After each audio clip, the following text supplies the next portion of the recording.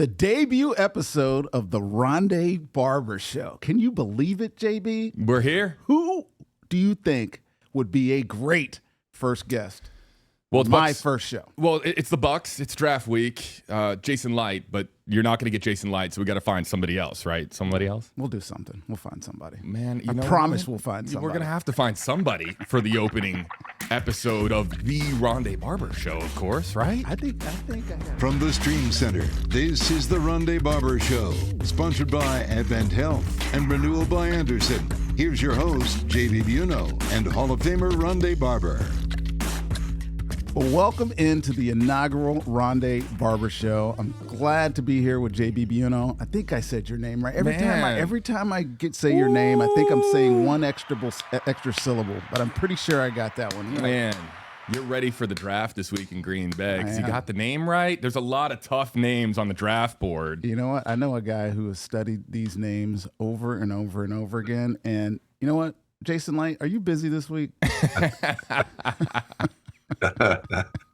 Well, I mean, really, the hay's in the barn right now. It's just you're just trying to avoid paralysis by analysis. So, perfect timing. Perfect timing. Oh, good. I'm glad we get to be a distraction. So when you mess up these draft picks, you can blame me. I get that. Is that what you? I think that's what you're saying, yeah, that's what I'm saying. That's exactly what you're saying. All right, thank you for joining us, Jason. I know you got a busy week. It was funny when I asked Jason JB if he could come on the show this week. He goes, "Do you realize it's draft week, right?"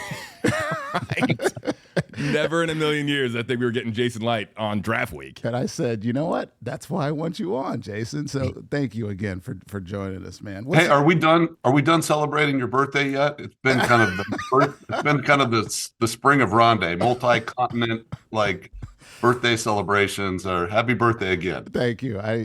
You only turned 50 once. I think I went to your 50th birthday gathering or whatever. I think yours was. Oh, you did. We had some kind of a bus tour, a bar tour. Yes. Yeah. Yours was a little more simple. Mine was drawn out because my wife is very complicated, and it was party after party, golf, and then another party, and then we went to Ireland. So, in case anybody wants to know what my itinerary was like for 50, that was it.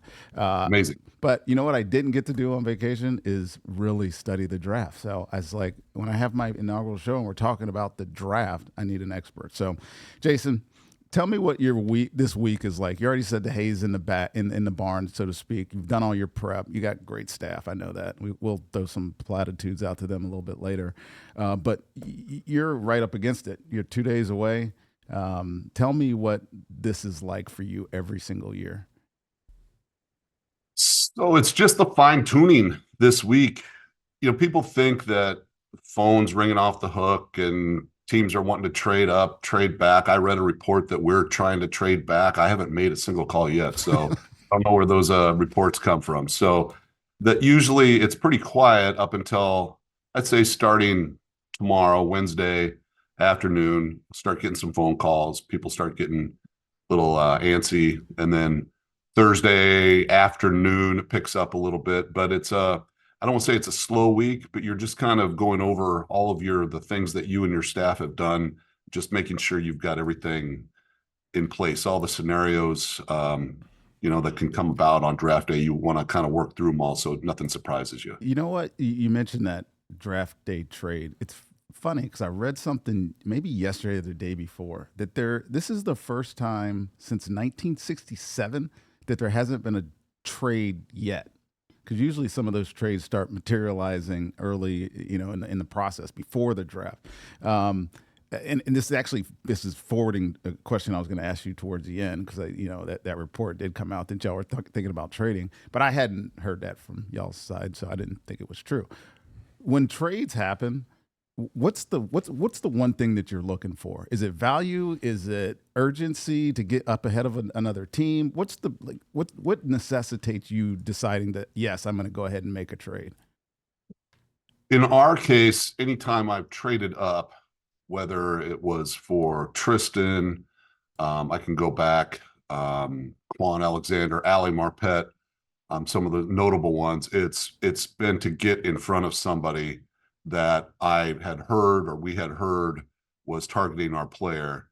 And in the case of Tristan, it turned out to be true, that the Niners were weighing our offer to move back one for our 4 versus another team to fall back a little bit further to get more draft compensation, but they didn't want to lose out on their guy, so they fell back one. Thank God that they took ours, because if they wouldn't have, then we wouldn't have Tristan. So that's the case of moving up. Now, moving back, we want to make sure that we have, it's not just about acquiring picks. It's about, you want to make sure that you have enough players left on your board that you really like, that you're worth losing.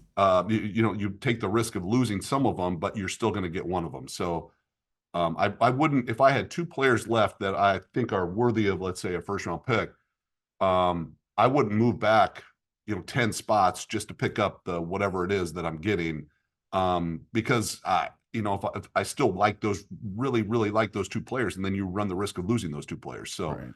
I never want to do that. I think if you like a player, you might as well just take them. It's worth it in the end. Right. That's great insight, actually, because you never really know. Sometimes it feels arbitrary, and it just feels like it's need based. It's that player's right there. They want that player. That's the only reason they're making that decision. So you guys we have the Tampa Bay Bucs have 6 selections this year, right? 1 at 19, 53, 84, 121, 157, 235. Is there enough draft capital there for you right now, or do you feel like you need some more picks? I mean, I think the fewest number this year is 4, and we're only 2 from that. The highest, I think, y'all out there that are paying attention, is 11. So is that enough capital for y'all? Ideally, I'd like to have more. It's really the quality of the player, though, that matters. If all 6, if we just stay put on all 6 of those picks, and they're all good players and help us out, or even 5 out of the 6 or 4 out of the 6 are really good players, then you made the right decision. If you accumulate a bunch of picks in 6th and 7th round, 5th round, and you really, if you play the odds, you're not really expecting those players to have any impact, at least not in their first year. So maybe in their second year, but maybe not. The odds are really against them. So it's really about the quality of the picks that you have. You guys have been really good, and I talked to a lot of people about how you guys select.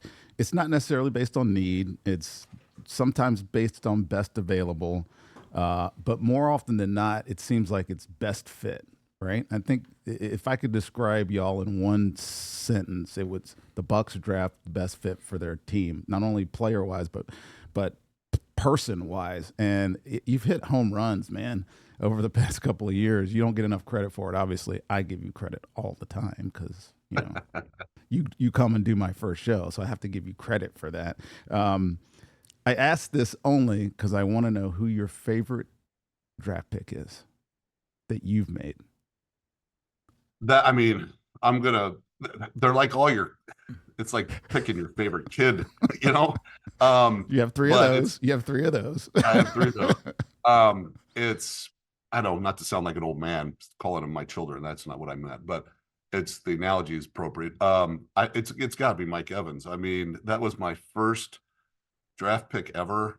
I didn't really know my staff. I hadn't had a chance to hire anybody yet, so I was the only person I had gotten close to in that period between January 25th or 4th when I was hired, and the draft was Mike Greenberg. So he was the only one that knew. I took him. I think I took him to 717 or to Ava one night for dinner, and I told him, I said, I'm picking Mike Evans. That's who it's going to be. He's the only one that knew at the time. But anyway, being the first pick ever, and then just turning out the way he turned out, and the person that he is, and the player that he is, it was an amazing first pick, and it set the tone for my career here, at least. Well, your first one's probably going to be a Hall of Famer, so that's pretty good success rate for you. I like how Rondé's putting you on the spot here with the hard-hitting questions, Jason. My God, that's a hard. There's a lot of draft picks over the years. So look, our production team put together these pictures that you see here rotating on your screen of some top 20 prospects. So I want you to do me a favor, Jason. I need you to blink twice when you see a player that the Bucs are going to be picking. Right? We need to read the tea leaves here a little bit. So do you want to twitch a little bit when there's a player that you like?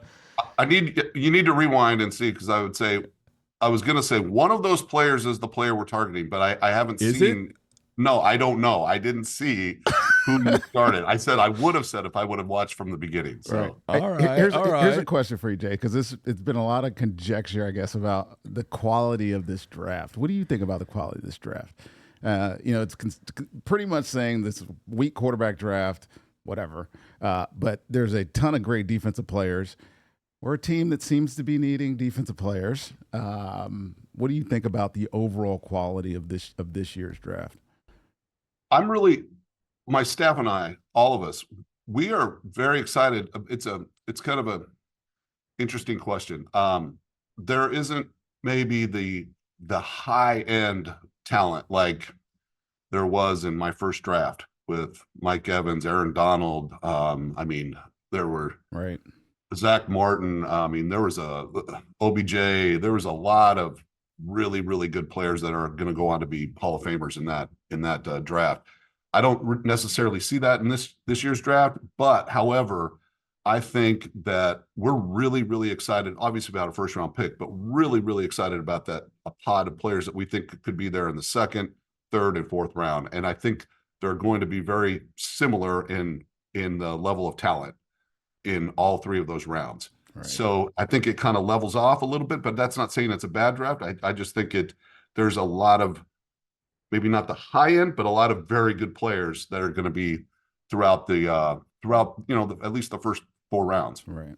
I got one more question. We're going to let you go. I know we've monopolizing your time here. You got me excited. Got you excited now? Oh, good. All right. So I don't want to go into another meeting. I think I could be your excuse not to go into another meeting. I think I've been your excuse a couple of times not to go into meetings. But before, I think JB wants to ask you another question, but I got to ask you something, because we launched this show, the Rondé Barber Show, because we are in our 50th year of the Bucs organization. And so, ironically, I'm 50, so it's probably perfect timing to launch this show. I'm narcissistic, I know, Jason. I know, you don't have to tell me. Tell me what it's like. But a narcissist that we all love. Tell me what it's like to be the general manager of this team in its 50th year. I know there's a lot planned, for the 50th season for this organization, but you've been at the helm now for 12 years, and that's an awesome run. And again, I say you don't get enough credit for what you've accomplished, but I think it's pretty special that you get to be the general manager in this 50th season. What are your thoughts on it? It's really cool. It's an honor. It really hasn't sunk in yet. I know that they're doing a lot of special things for the 50th, and just to be able to be just a part of it is really cool. And just to see the history of the franchise and be here and witness, the things that they're doing to celebrate that. I'm fortunate to be here. I probably should have realistically, I'm lucky to be here at the 50th year. I probably should have been out of here after the 45th year. So the Glazers were very patient with me, and I'm fortunate that I'm here for the 50th. I think 46th year. Didn't we win a Super Bowl? So I think you did all right. Well, first 5 years were a little rocky. But it was knocking up to lessons learned, right. Jason, before we let you go, I got to ask you this question. Rondé, of course, going in the 1997 draft, 3rd round, 66th overall, going on to a Hall of Fame career. I want to know, Jason Licht's in charge of that organization at the time, and Rondé is a prospect. Where's Jason Licht selecting Rondé Barber? Is he a 3rd round pick if you're at the helm? JB, you should see the grade they had on me. No, I was the only one that saw it, so I would have taken him in the 1st round. He was short, slow, and just wasn't didn't know if he loved football. Get a late round grade on him. And before we hang up with you, did you end up, you're not taking Cam Ward, I don't think. Did you end up seeing just so we can crystal ball type stuff? Did you see anybody here that you liked while we were going through these players on your screen? I like that player. I like Travis Hunter, and I liked yeah. So I like all these players that you saw. Now, realistically, if they're going to be there or not, I don't know. So, Well, there's a lot of good players that we saw that you flash across the screen. Right. There's a few that I did not see that we might be targeting. Oh, there's a clue. If Travis Hunter's available at 19, you better take it. I don't think that's going to be the case, though. Hey, but that begs a question: picking at 19, is that advantage or disadvantage in the first round? I mean, I know you've been that low before because we continue to win the NFC South, but is that advantage? I think in this particular year, I think it's a good thing to be picking where we're at, because I think we can get the same player here that we can at several picks in front of us, the same level of player. Right. So I think it's a good year to be picking there. I love it. I mean, of course, I wish we were picking 32, but who does it? Who does it? Next year. Yeah. Next year. Yeah. All right, Jason. Thanks for joining us, man. I appreciate you. It's I wouldn't have any other guest on my inaugural show, so you appreciate it, man. It's an honor, guys. Yeah, it's an honor. Hey, good luck with the draft. With your show. Yeah, good luck with the draft. My show is just going to be what it is. Good luck with the draft, buddy. Well, later on, we'll talk about the. I'll give you insight on where we had all these guys ranked. There you go. There you go. All right, Jay. Thanks, dude. See you guys. Jason Licht joining the very first ever Rondé Barber Show. All right. What did we learn? Did we learn anything?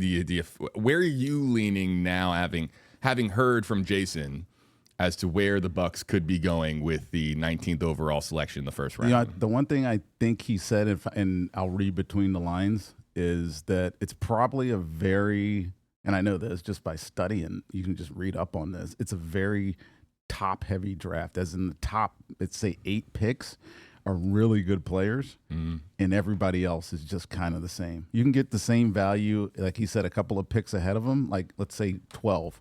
That you get at 19, and that value is probably equivalent to something you can get at 34 in the second round. There's just not a lot of blue chip type players. There's some good players, especially like on the D-line, edge rushers. There's some players there. So I look at the Bucs, right? And it's what I do. I look at the Bucs almost every single day, and you look at their needs, and I see inside linebacker, I see edge rusher, I see corner, I see probably a safety, depending on what they do with Tyke Smith and Christian Izien, guys that have played nickel for them if they're going to step in, and I see wide receiver and O-line. You hear me say wide receiver, right? Yep. You heard me say wide receiver. Mm-hmm. I'm not saying they're going to draft a wide receiver, but I'm saying if there's a good player somewhere in rounds 1 to 3, they might take a wide receiver. And that's with having Mike Evans, Chris Godwin, and McMillan. You can never have enough. I also say that about corners. You can never have enough corners. Jamel Dean is back. Zion McCollum is back, both as starters. But I guarantee you one of the top 3 picks is a corner in this year's draft, because there's some good players out there. So a little bit later on in the show, I'm going to ask you for your top 5 mock. We'll have some fun with that. I'm also at the end of the show, I'm going to ask you to it's the first ever Rondé Barber Show. I'm going to ask you to make your pick. Who you think the Bucs are going to be taking at 19 overall? If you think they're going to be picking at 19 overall, we'll get into that. But back to Jason Licht here for a second. I mean this in the most unbiased way possible. I think that he might really be the most fun GM in the league. I mean, you go back to some of when he's on Twitter saying the Bucs have agreed to terms with wide receiver Sterling Shepard on a 1-year deal per source. Yeah, and he's just trolling, he's mocking the hell out of everybody. He's mocking the mockers. Yes. He's mocking like Schefter and Rappaport. Like, you're not gonna scoop me, and he'll even tag some people on there. You could just get the sense that he really does enjoy his job. He is a Super Bowl winning GM, which of course carries significant clout in the league. But how tense do you think it's going to be on Thursday night? Jason is a who's quite he's quite jovial. Yes, but all the time. When it comes to Thursday night, you think he gets locked in? What does the war room look like for the Bucs? You know what? I've never been in there. Never been in. Never been in. And I've never even asked. I probably should have asked. I'm sure they would let me go sit in and watch it because I know it's fascinating. I've been in the building and seen the big board. They have the big board with all the prospects. That board stays up year round, by the way, and it just kind of moves here and there. They have great talent in their scouting department. Their previous director, player personnel, who was actually their assistant general manager, is now the general manager of the Las Vegas Raiders. And so the guys that Jason has in the office now, Mike Greenberg, he mentioned, he's their cap guy. Ron McCartney basically took John Spytek's job. You got Mike Beal, who's basically over college, and then the litany of other scouts that are in and around. They do an awesome job. There's no doubt why the Bucs continue to pick players that always pan out. I mean, last year's draft was probably, you can say it's arguably the most successful draft of any team in the league last year.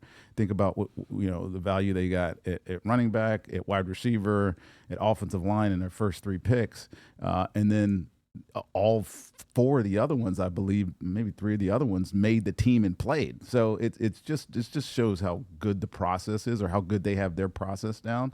And I think they enjoy it, and they draft the right guys. I mentioned that. It's not about drafting best talent, the guy that everybody expects to be the best player. It's a guy that fits into their system, and they seem to always do that. So I always give them a lot of credit for that. And Jason is the catalyst behind that, obviously, being the guy in charge. Yeah, and we as fans, right? We get so caught up in the mock drafts, whether it's Mel Kiper, Good Lord, or the Jeremiah mock drafts, and then there's the mocks of mocks. But okay. Teams making these picks and the Kuipers of the world, they're making educated guesses based on their understanding of the game and their understanding of an organization's particular position, of where they are in the draft, where they are in a process of trying to put together a winning team. But one thing that really is interesting, Rondé, that I want to get your take on is that, I have looked at the mock drafts. I think many of us do. They're fun to look at. Yeah. They're fun to scroll down, find the Bucs at 19, and see where an NFL insider thinks the Bucs are leaning towards. But if you go, the full mocks to me are most interesting when they actually do a full 7-round mock. And I'll tell you why that's interesting to me this year. Mm-hmm. Is that if you look at many mock drafts, it looks like the Bucs are, per the mocks and per the insiders, are leaning heavy on defense. Yeah. With the picks that they have, all but one in most mock drafts are on the defensive side of the ball. Is that something that actually might be rooted in reality, where when we look back at the 2025 Bucs draft class, that it really was a predominantly defensive draft class? I think without a doubt there'll be more defensive players picked this year for the Bucs. That's based on need, right? Just based on just the way the roster's constructed right now. You have everything you want on offense across the offensive line. You obviously have your back that you drafted last year, in Bucky Irvin. They still have Rashad White on the roster. They love what Sean Tucker did. So are you looking for running back? Maybe someone down the line that might shock you that's still out there. But the reality is, the only position I think they would maybe surprise you at is wide receiver. Wow. They're just saying, if there's a guy sitting there at 19, like perhaps a guy like Matthew Golden from Texas, I bet you the Bucs can't turn him down. And we're big Chris Godwin fans, but yes. Is this the Godwin insurance? I think it's Godwin insurance. It's Mike Evans being in year, he was drafted in 14. What year is that? He's in year 12, going in year 12, same as Jason. He's 31 years old. At some point, that guy that's going to replace those two needs to be on your roster, and he probably shouldn't be a rookie when he replaces him. That's all I'm saying. Not that that's going to happen, but I wouldn't be shocked if the value guy is there, that you're like, oh my God, I can't believe he's around at this pick at 19, that you don't take him. So we'll see. We'll see if the Bucs do that. But I think overall, JB, you're nailing it. I think, to be honest with you, I look at their roster and I see Levante David, who's in year 14, going into year 15. Servassier Dennis are your 2 inside starting linebackers. Deion Jones is on the roster, and Anthony Walker they picked up in free agency for Miami. If your need is screaming at you, it's inside linebacker for the Bucs. Let me tell you this too. Sometimes we get, as Bucs fans, right? We get so caught up in the Bucs and we don't actually look around in the division.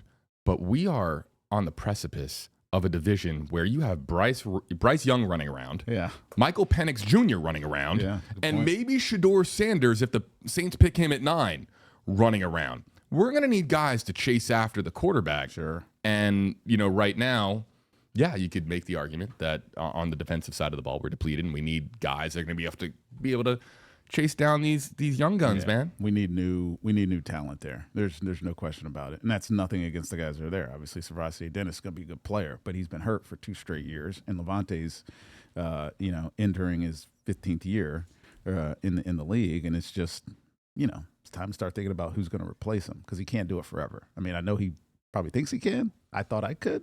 Eventually, football wins, and it's just over. So I want to see personally. I want to see them take that position. I want to see them take an edge guy to add some competition to what they have in Yaya Diaby and Hassan Reddick.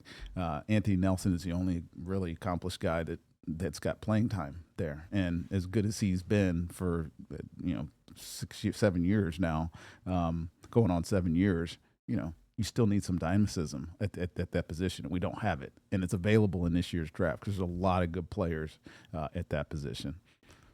Rondé Barber on the inaugural Rondé Barber Show. I'm going to put Rondé on the spot and ask him to give me a name at 19 a little bit later on in the program. Before we move on to the program, just for fun, I put in Rondé Barber college scouting report. And you know what's so funny from Google? I got an AI response. AI is the big thing right now. So the AI response reads, Rondé Barber's college scouting report would likely have highlighted his exceptional playmaking ability, including his high number of interceptions and his knack for creating turnovers. There you go. All right, AI. Better than the grade that you were referencing earlier, right? No, my grade wasn't good. It's funny. It's funny you say that because, I'll tell you a quick story before we cut this A block off. The Bucs wanted to draft me because I was their type of player. They had drafted Donnie Abraham the year before, similar position, 3rd round, kind of a undersized, not very hyped up corner. I'd been an All-American 3 years, but I was 5'9.5". I was 100 and played at 180 pounds. I think at the combine I was 190.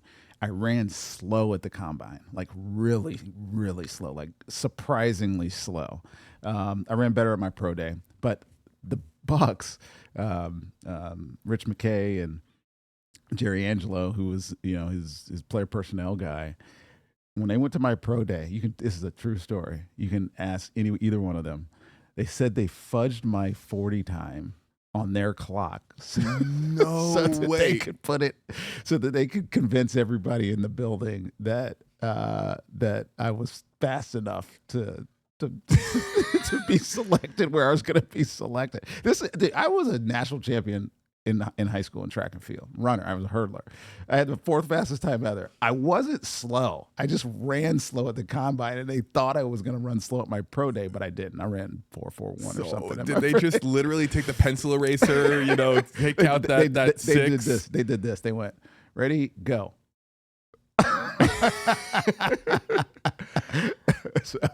But you know what though? Look at what happened. Yeah. They made the right choice. The Rondé Barber Show continues right after this. You're watching The Rondé Barber Show, sponsored by Renewal by Anderson. Superior products, exceptional service, and by Advent Health. Whatever makes you feel whole, chase it. And now, here's Super Bowl champion Rondé Barber and a guy who got cut from his Pee Wee Football League, JB Buno. I think we're going to need to talk with our announcer guy. You know what? I think that announcer guy, he picked that stat up off AI. He went to ChatGPT and got that stat from you. So it must be true. Man, it just got personal. Bill, it got personal. The NFL draft kicks off, of course, on Thursday. We're so excited. All football fans are excited. And yeah, we had some fun with the graphic there on the bottom of your screen. And if you're listening on Spotify or Apple Podcasts, I'll read it here for you. Great expectations. You cheddar be ready for the first NFL draft in Green Bay. There's been NFL drafts in that section of the country, but actually right here, the home of football, if you believe in that sort of thing.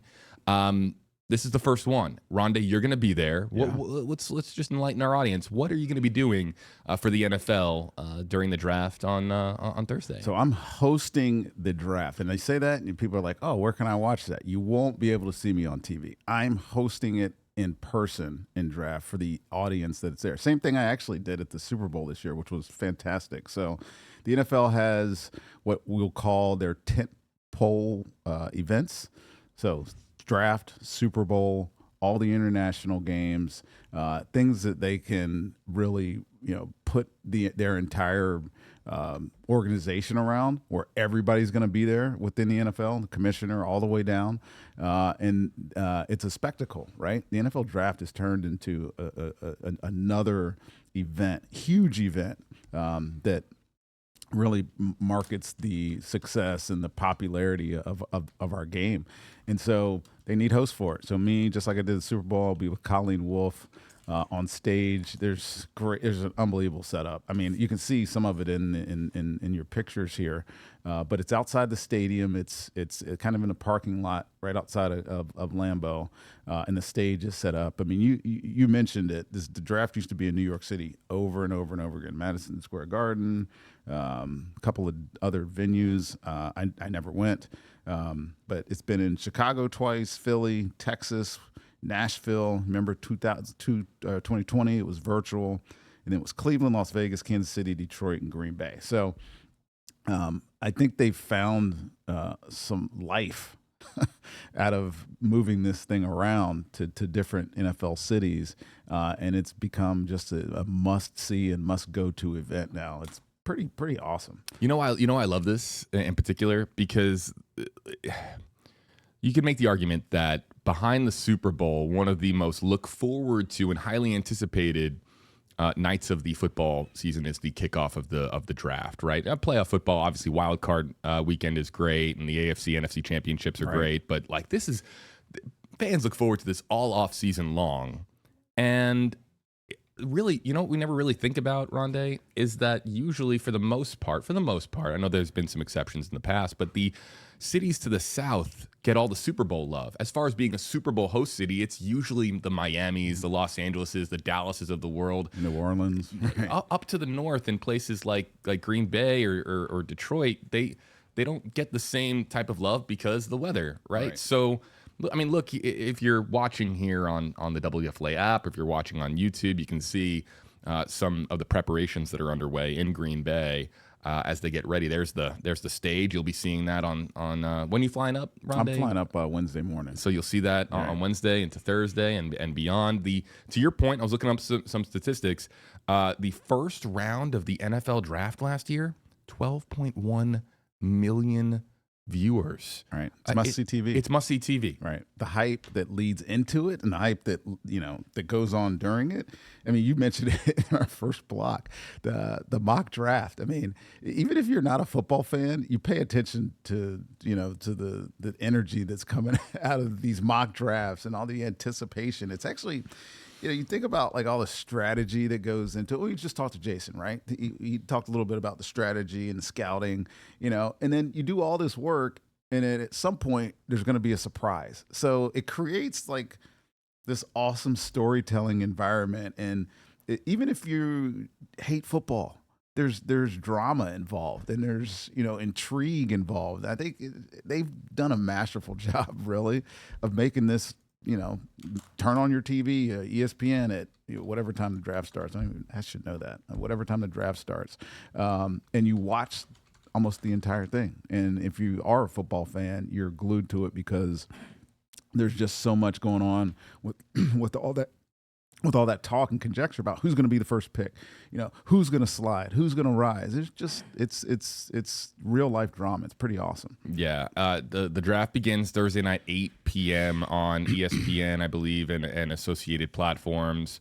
But you know what? That's the thing. It's like the Super Bowl. The amount of pre-draft television and streaming coverage, it's going to probably begin at 6 o'clock in the morning, right, and carry all the way through. You know what the draft does, though? Think about this. If let's say you're the Carolina Panthers, they're a bad team last year, pretty bad team last year. They got better at the end of the season, but they're a bad team. Yep. Right. The draft gives them hope. Yes. Right. It gives them a sense of, it's going to change this year. If we get that one player, it's going to change, and if we get another player to back up whoever, it's going to change our expectations and our fortune. And, it's not the Super Bowl, but it's the Super Bowl of roster building, right? This is the most important part of the year, really, for general managers and front office people. It's like, you got to get these decisions right. And more often than not, they get them wrong. I could talk a lot about the great picks that Jason's made, but he also drafted Vernon Hargraves. He also drafted Jameis Winston, and for all his colorful antics, didn't really work out here. You weren't saying that in the A block when he was on the call, man. you know what? He'll be watching this, so he'll get to hear me rail on some of his picks. But the reality is, you don't hit on all of them. You'd love for he mentioned O.J. Howard. You'd love for an O.J. Howard to have turned into the great tight end that he looked like he was going to be when he was coming out of college, but he just wasn't. But you go through all that work and you expect him to help your team and improve your team and take your team to the next level, and then more often than not, they don't. So with the success that the Bucs have had with draft picks, again, give him his flowers, pat him on the back. Jason Licht and his staff, they've done an awesome job, really finding picks, and not just first-round picks.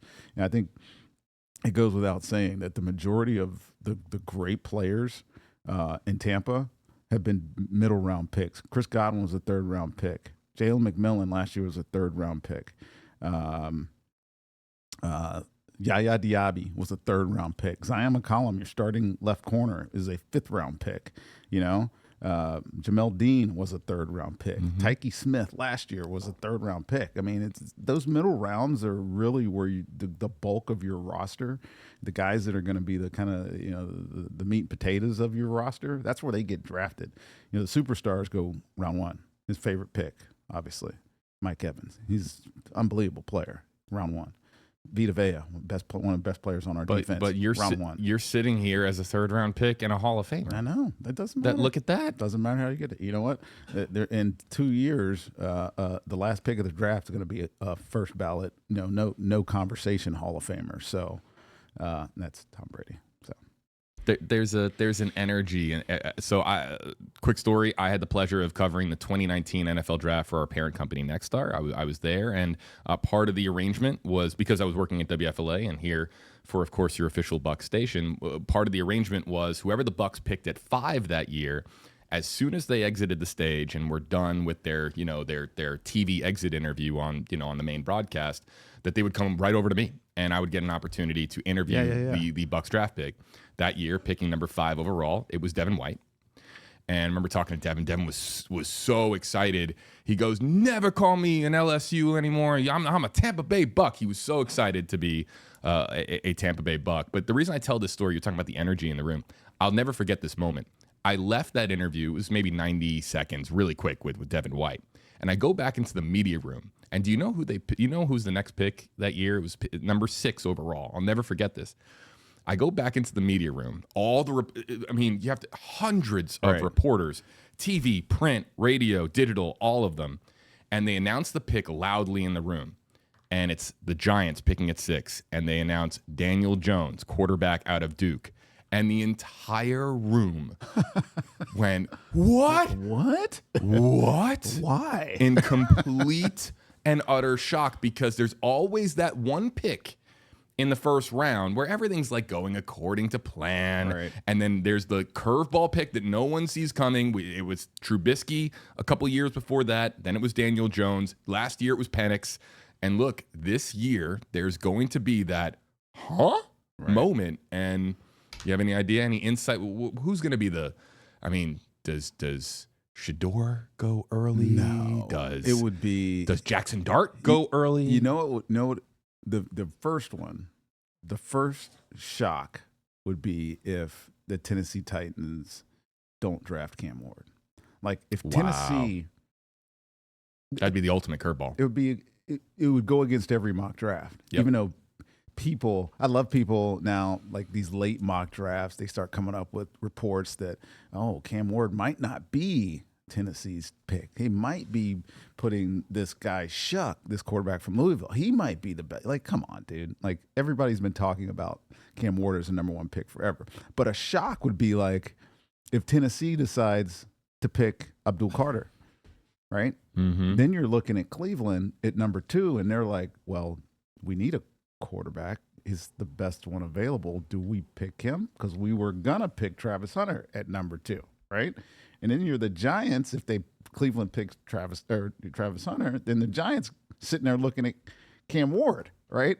Those type of things happen in the draft. And it only takes one pick, really, like one pick for everybody's board to just disintegrate. Yeah, like March Madness, right? Yes, like you're imploding your bracket. Exactly. It's just gone. You're like, wait a minute, reevaluate.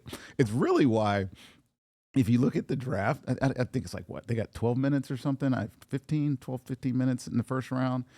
It's because those type of things happen. Those mega moves happen in the first round. Yeah. And you need time to readjust. Once you get in the later rounds, everybody's their board is kind of set up the same. You just kind of can figure out, I'll take that guy over this guy, that guy over this guy. It's a second round pick. We're not having to invest a 4-year plus an option in a second round pick, which you do have to put into a first round pick, which makes that selection in the first round so much more crucial. And you have to take time to figure out, really, is this the guy we need on our roster? And are we making the right decision? Because especially if you're picking a quarterback, you cannot miss on a first round quarterback. I think that's kind of the reason Jason said what he said. Look what happened to the Giants. Remember what Jason said? He said, I should have been out after 5 years ago. Mm-hmm. It's because he missed on a first-round quarterback. If you miss on a first-round quarterback, you usually end up getting let go because your team's not able to compensate and win. The Bucs, on the other hand, got rid of that first-round quarterback, brought in the greatest quarterback of all time, right, and won a Super Bowl. So. Jason made some good moves outside of the draft to keep his now 12-year tenure going. So. Goats don't grow on trees, so you can't just bring in the greatest quarterback of all time to salvage or reset your franchise all the time. Clearly, that was a once in a generation acquisition for Jason Licht.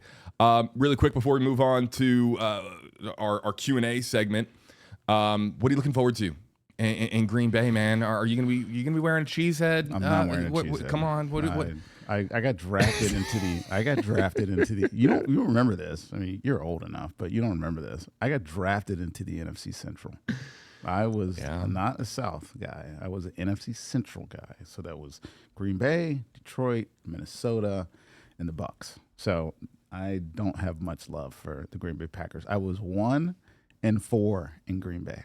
Wow. 1-4 over the course of my 16-year career. At Lambeau. At Lambeau. Wow. 1-4. I don't have any. And I think the one win was like a last-second field goal. We won by 2 points or something. I don't know why I'm remembering that, but I know I lost 4 games. And one of them was on Monday night, and Brett Favre, maybe beat me with a couple of seconds left on the clock.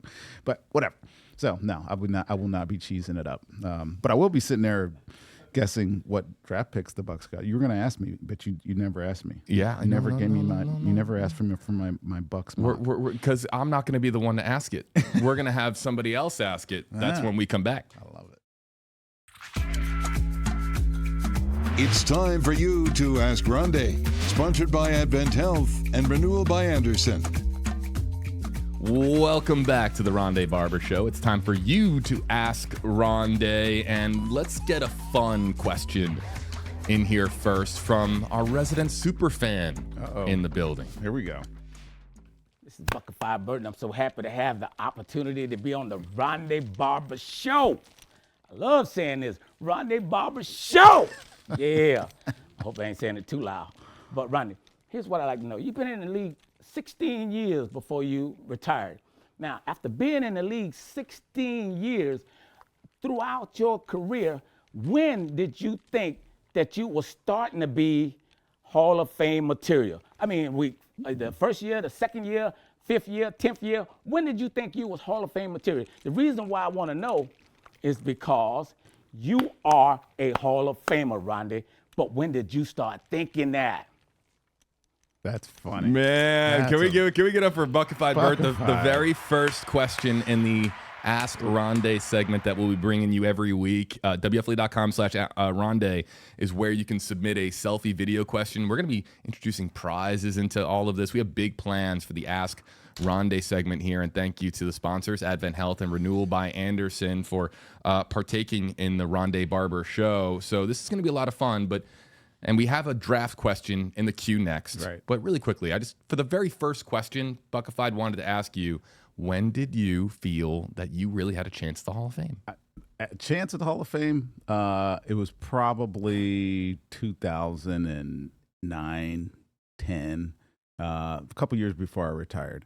When I thought I was really good as a football player was after 2001, I led the league in interceptions, my first All-Pro, first Pro Bowl. But after the 2002 season, our Super Bowl season, I didn't have that same year, but I felt like I had a better year. I thought at that time that I was the best corner in the league. That was 2002. I played 10 more years after that, okay? You woke up in the morning, you looked in the mirror, and you said, I'm the best cornerback in the league. Well, I'll say it this way. There was a lot of good cornerbacks in the league. Charles Woodson was in the league. Champ Bailey was in the league. There was a ton of guys that were in the league putting up numbers and being productive. But as a player doing more than all those guys, I thought I was the best. I thought I did more than any corner in the league in terms of production, in terms of what they asked me to do. So I thought I was the best. I didn't necessarily believe everybody else thought I was the best, but I always told myself that I was. And so for those next 8 years, I would say that one of my goals, because we weren't a great football team during all those years, after 2006, and so we kind of were middle of the road type of team. But I always wanted to present myself like I was still the best. And then 2010 or so is when I started looking at, what everybody else was doing in comparison. And there's a reason I did that. It's because there's an all-decade team coming out after that season, right? And that's one of the determinants, right? If how people view you over a length of time. From, obviously I started in 97, started playing really in 99 through 2000, and then into 2010 I was a really good player. So I wanted to know if I was going to be an all-decade player. And I remember baitedly waiting for that team to come out. And I saw 2 corners on there. It was Charles and Champ Bailey. And I didn't know they put a third.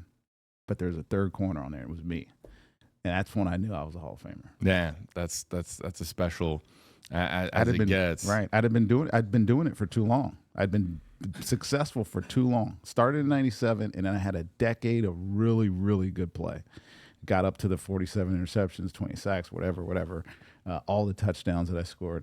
That crystallized itself for me when I became an all-decade player. So, Buckified, there's your Ask Rondé answer, but this is what people are really listening in for, this question. Okay, Rondé, this is Buckified Burton. I'm so happy to have the opportunity to be on the Rondé Barber Show. He loves saying it. That sounds good. He says it so good, too. Rondé Barber Show. Yeah, that's all right. Hey, Rondé, this is what I like to know. The Buccaneers won back-to-back. That's 4 times division titles. And we're going for 5. We got to get 5. Now, what do you think we need to add to defense in order to guarantee that we get that 5th division title and then take it all the way to the promised land? I'm hanging up and I'm going to listen to you. I like it. Man, we got 3 minutes left in the show, so it's time for you to make your picks. Talk about the Bucs strategy. Bucs strategy. I truly believe they're going to find the best defensive player at either inside or outside linebacker with their first pick. I think probably there'll be a corner after that, maybe a safety, and then an offensive line or wide receiver, and then that last pick. I mean, who knows? It could be anybody. So, who is it going to be? There's one guy there's some really good players at inside linebacker, and if anybody that really followed Bucs last year understood it. It was Levante, but it was a rotation of guys playing beside him at inside linebacker, and we need to solve that problem. Jalen Walker from Georgia is going to be gone. G.I. Campbell from Alabama, I think, is probably going to be gone. There's a guy that was mentioned to me that I would probably think is high on the Bucs board. His name is Carson Schweissinger. He played at UCLA. Right, he's a former walk-on, but he's 6'3", 242 pounds, and he's a prototypical 3-4 inside linebacker. The guy looks the part, right? And he's very productive. He's got a high motor, the things that we do on defense, he's able to do. His skill set in college fits what Todd Bowles does with his defense. So don't be surprised if that happens. The next guy, if it's not an edge player at that pick, it will definitely be an edge player at the next pick. And if you're asking, there's a ton of guys out there on the edge, man. Obviously, Abdul Carter, we've talked about him, Michael Williams, James Pierce out of Tennessee. I think all these guys are going to be gone. Shamar Stewart by the time we get to 19 or to our second pick, which is 53 in the draft. But there's a dude, he's out of Boston College. And I wanted to pick him because I love saying his name. It's a fun one. It's Donovan Azaire-Waku is a heck of a football player, man. I think he's undersized. He's 6'3", 250 or whatever. But he has the energy, and he was productive. Well, all I look for in guys that I would want to see on our team is production. And we got a lot of good players on our team, but we need to be more productive on defense. So look for guys. I think they're looking for guys that are going to bring production to this defensive unit. So that's 1 and 2. And then if thinking of corner, there's a ton of them out there. It's a good corner draft. It's deep. It's not really, behind Travis Hunter and the kid at Michigan. I'm blanking on his name right now. Will Johnson. Yeah, Will Johnson. There's a bunch of guys that are all kind of the same, but the one that I like the most is this guy Quincy Riley out of Louisville. And the reason I like him because he's not like our other two corners. He's about 5'11". He's, I think, 186 or so, maybe 90. But he had a lot of ball production. He had 15 interceptions in his 5 years in college. He's a fifth-year senior. He played outside, but he could play inside. We haven't had like a real true nickel. We've had safeties playing nickel in our Bucs defense for years, and I think getting a true nickel back would help us. And he has the ability to play outside if we need to. So those are my top 3. I can go deeper if you want. Okay, but as far as that warm fuzzy feeling that you get for one player at 19, and let's start there. Mm-hmm. At 19, who do you like? I like Schweissinger. Okay. Yeah, that's the guy. I think he's the guy. And I think he's I the guy. appreciate Jason Licht earlier on in the show. I had it circled on my paper. Ask Jason about the report that the Bucs would be trading back, and he addressed like a pro's pro. He addressed it for us. Yes, he did it casually too. Like super. I haven't talked to anybody. Which, by the way, Jason, you have to be talking to people. Somebody. Come on, you're talking to somebody, right? Anybody. Chances, Rondé, that the Bucs move down. Like he said, there's value from the same value from probably 15 to 45. That's what he didn't say that, but that's what I'm saying. It's the same player, same value player through that whole 30 picks. So I don't think they'll move up. I would say, if anything, they'll move down just to acquire some draft capital. Like I said, they only have 6 picks. That's not a lot of picks. If they move out of the first round, there's going to be 10,000 fans at Raymond James Stadium for the Bucs draft party. They're going to be like, who did we get somebody tonight That reminds me, since we're doing a draft show, since they started moving this thing around, I remember I went to Chicago to be the guy that announces selector. And I have never forgiven Jason for this. I may have told you this story, maybe offline, but I'll tell you again.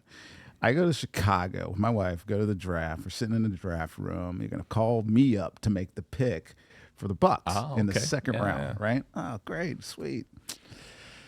Sitting there waiting. Dun, dun, dun, dun. Bucs have traded. I was like, what?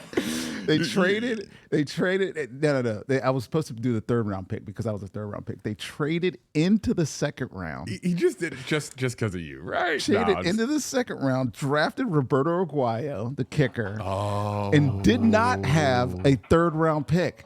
Oh, our producers are They laughing here. Didn't have a third round pick. So I'm like, I flew my ass all the way up to Chicago to make a selection, and Jason moved out of the third round and drafted a kicker. A kicker? So Robert's story is it doesn't need explanation on this program. So you wonder why Jason couldn't say no to coming on my show? It's because I always have that over. There you go. Always. Actually, I went back a couple of years later when it was in Dallas or in Arlington or whatever, and I did the selection when they picked MJ Stewart and Carlton Davis. So I got my comeuppance. It's all good. Real quick before we wrap up the show, as promised, give me just for funsies, top 5. Who's going? Cam Ward 1? Cam Ward 1. Yep. Abdul Carter's going number 2 to the Browns. Yes, and I do 100% believe that the Giants are going to take Travis Hunter. People are like, are they going to take a quarterback? The Giants cannot afford to take a quarterback. That staff is probably on the cusp of getting fired, and if they take a quarterback that's not ready to play and they have a 4-13 season, the whole staff's gone, and they drafted a quarterback that they don't need.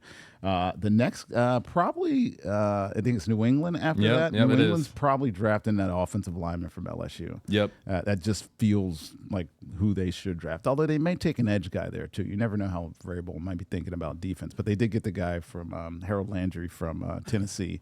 Will Campbell is the guy from LSU. Right, LSU. And then 5th is the Jags. The Jags. That's a good question, man.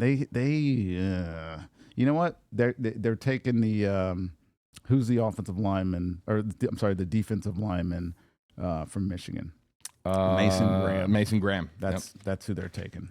Yep. He's a big destroyer of men, and they could use him in Jacksonville. There you have it. Rondé Barber's top 5, and of course his pick for the Bucs at 19. The Rondé Barber Show's inaugural episode is in the books, and here's all the ways that you can actually watch or listen to the Rondé Barber Show. You can find the Rondé Barber Show on all WFLA streaming platforms or wherever you get your podcasts. Rondé, my goodness, a lot of fun. Yeah, that went quick, man. That was awesome.